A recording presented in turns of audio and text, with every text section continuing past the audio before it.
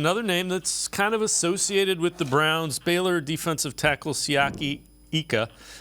He has visited with the Steelers, Falcons, Lions, Browns, and met individually with the Eagles. Now, Mike Renner is from Pro Football Focus. This is from the PFF NFL show on the ideal scenario. What he feels the ideal scenario is for the Browns at 74.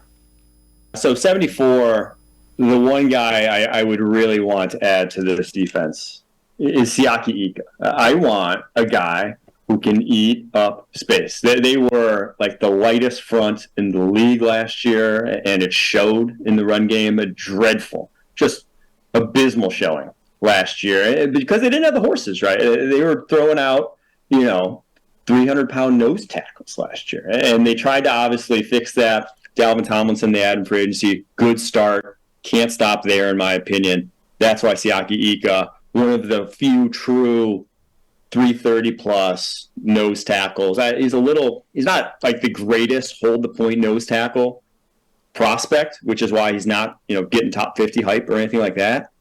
But just some size in there to just create a little movement in the run game is something they desperately need. So I think someone like Siaki Ika, you put him in next to Dalvin Tomlinson, your run game transforms overnight, in my opinion.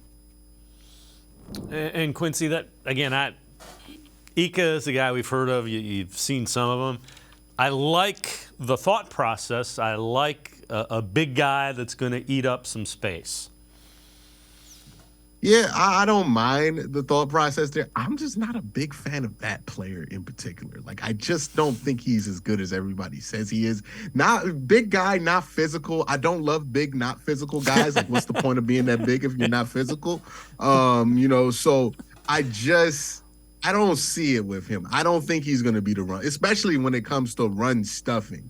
Like, that's not something that I feel comfortable handing a player of the ability to run stuff when I don't see the physicality. And at 330 pounds, if you can't run stuff, I don't know what you're going to be doing out here because you're definitely not pass rushing.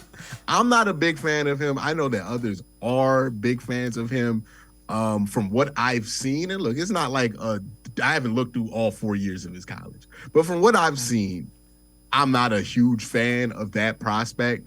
And honestly, when you look at run stuffers in the NFL these days, since the game has gotten so much more athletic in just a short number of years, these guys are no longer the 300-pound, Vince Wilfork, Big Daddy Sean Rogers builds anymore. Like, how often do we really see that in the modern NFL? Because now the run stuffers look like DeForest Buckner, right? They're long and they're strong, and that's who usually gets to plug up all the gaps there. So I think this is like drafting a post center in the modern NBA. Right, there's not really that much use for a dude like that anymore. There's not really the team that uses the giant guy. And look, you look at even Pittsburgh, who wasted Javon Hargraves for how many years, using him as a zero tech when he was much better as a 3.